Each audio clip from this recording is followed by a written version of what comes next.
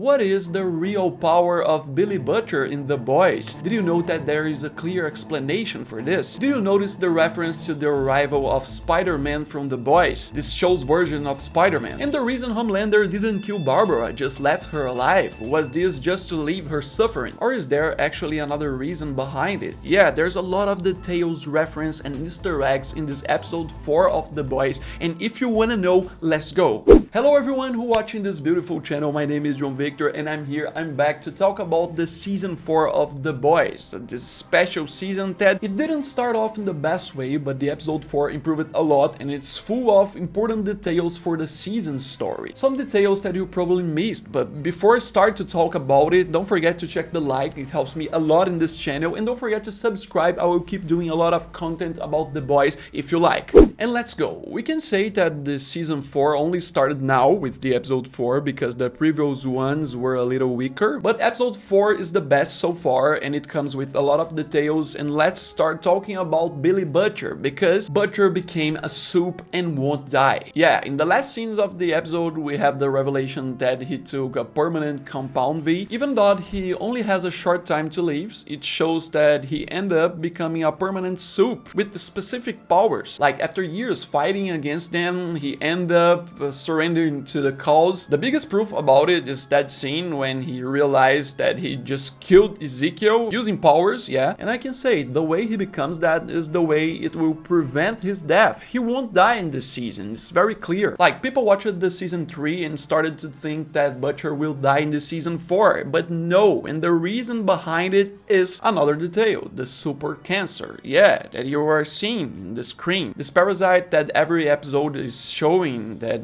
he's walking through his body, it's probably the reason behind this Butcher's powers, and it's probably the reason Ezekiel dies. And super cancer, super tumor, what I'm talking about, yeah, I can say that we have this scene where Butcher is fighting against Ezekiel and he's being hanged, and out of nowhere he blacks out and wakes up with Ezekiel dead and torn apart. And Butcher didn't understand what is happening there, these Ezekiel body parts. We have an explanation for that in the Boys animated series. Yeah, in this show that is confirmed to be canon with The Boys, in the episode 7 we have a similar story of a lady who was dying of cancer and her husband injected her compound V, making the tumor turn into a soup with its own powers and decisions. It's like a venom power, and when Vault tries to kill her by hanging, the super tumor reacts and protects her, just like what happened to Butcher, who was also being hanged. If you didn't notice, everything connects here. It's very similar to the animated series. So Butcher now probably have a venom power. We'll probably talk to him in the next episodes of this seasons, and it's so exciting. This is the best explanation for that. But let's go to another detail, another very important explanation in the episode that you probably didn't notice. I'm talking about Barbara, because Barbara is still alive. Like, why Homelander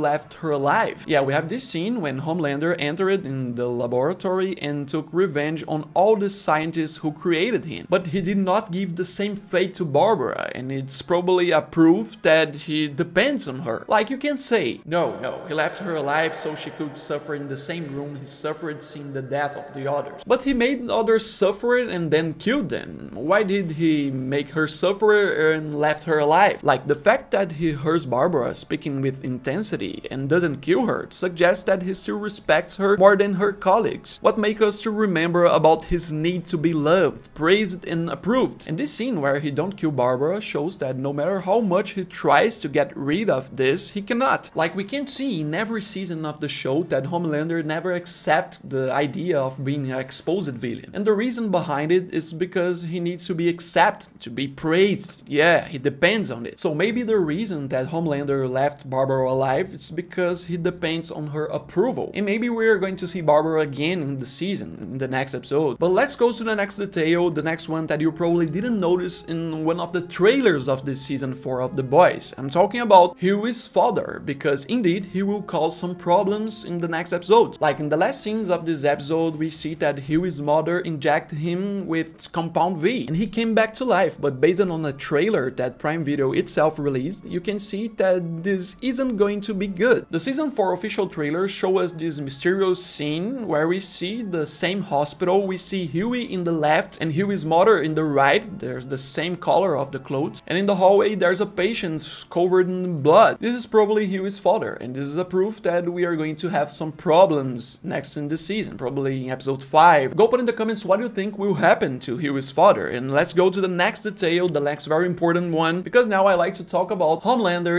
using Compound V. Yes, we have some proofs in this episode 4 that he's using it, and the scene that explains this to us is the scene where A-Train invades his apartment to get the Compound V to Hughie. In this scene, we see that he finds a drawer full of Compound V that Homelander is keeping, and when we look closer, we see that there are some space missing, which means that Homelander is taking Compound V. And it makes sense, since in the previous episodes, the episode 1, 2, and 3, we see that Homelander is getting older and he's worried about it, so probably he's using Compound V to maintain his appearance. Like I said in the other detail, he needs to be approved, he needs to be praised and loved. And based on what happened in season 3, Homelander was exposed to Soldier Boy's radiation. Probably that's the reason he's getting older. I'm not confirming it, it's a theory, but it makes sense. Go put in the comments what you think, and let's go to the next detail, the next reference. I talked about the A-Train scene, but now let's talk about another detail from this scene, because A-Train will be discovered, and probably he will die in this season. And the reason for that is that in this scene, when A-Train invades Homelander's apartment, he forgot something. He did something that probably a few people noticed. The scene begins with the focus on these books on the table that are closed,